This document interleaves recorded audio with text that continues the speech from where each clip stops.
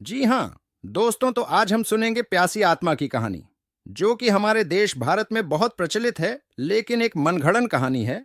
तो कहानी शुरू करते हैं। बहुत समय पहले की बात है। दूर एक जंगल में एक गांव हुआ करता था।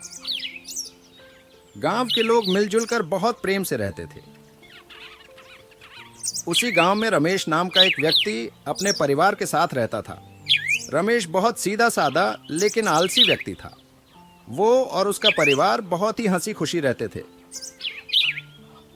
एक रात की बात है। गांव के सभी लोग सो रहे थे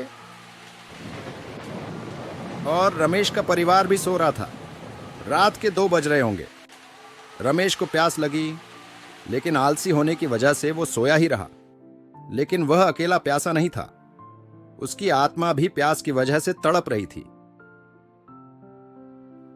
थोड़े ही देर में उसकी आत्मा उसके शरीर को छोड़कर पानी की तलाश में निकली, लेकिन घड़े का ढक्कन बंद था और वो इंतजार में बैठी थी। कुछ ही समय बाद उसकी पत्नी को भी प्यास लगी और वो उठकर घड़े से पानी पीने चली गई। उसको इस बात का पता नहीं था कि उसके पति यानी रमेश की आत्मा भी पानी की तलाश में उसके शरीर को छोड़कर निकली है। लेकिन आत्मा हम आम इंसान को कहां दिखती है। उसकी पत्नी ने जैसे ही घड़े का ढक्कन खोला और पानी निकलकर पीने लगी। आत्मा पानी की तलाश में घड़े में घुस गई, लेकिन आत्मा न दिखने के कारण से रमेश की पत्नी घड़े को ढक कर सोने चली गई और इस तरह रमेश की आत्मा घड़े में कैद हो गई। सुबह जब भोर हुआ तो गांव के सभी लोग जगने लगे तो रमेश की पत्नी भी उठी, लेकिन जब उसने रमेश को उठाया, रमेश उठा नहीं। उसने बहुत कोशिश किया पर वो उठा नहीं। उसने रोना शुरू कर दिया, जिसे सुनकर उसके बच्चे भी उठ गए और रोना शुरू कर दिए। आवाज सुनकर पड़ोस के बहुत सारे लोग इकट्ठा हो गए।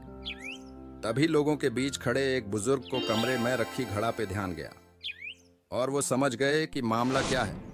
उन्होंने घड़े पर रखे ढक्कन को खोला और रमेश कुछ ही समय में उठ खड़ा हुआ। ये देख गांव के सभी लोग आश्चर्य हो गए और रमेश का परिवार भी बहुत खुश हो गया। पर गांव के लोगों ने बुजुर्ग से पूछा, ये कैसे हुआ? तो हमें बुजुर्ग ने सारी बात समझाई। इसीलिए लोग कहते हैं रात को पानी का बर्तन ढकना नहीं चाहिए। फिर सभी लोग खुशी खुशी अपनी दिनचर्या में वापस चले गए। और ये थी हमारी प्यासी आत्मा की कहानी। और मनोरंजक कहानियां मिस ना हो, इसके लिए सब्सक्राइब जरूर करें।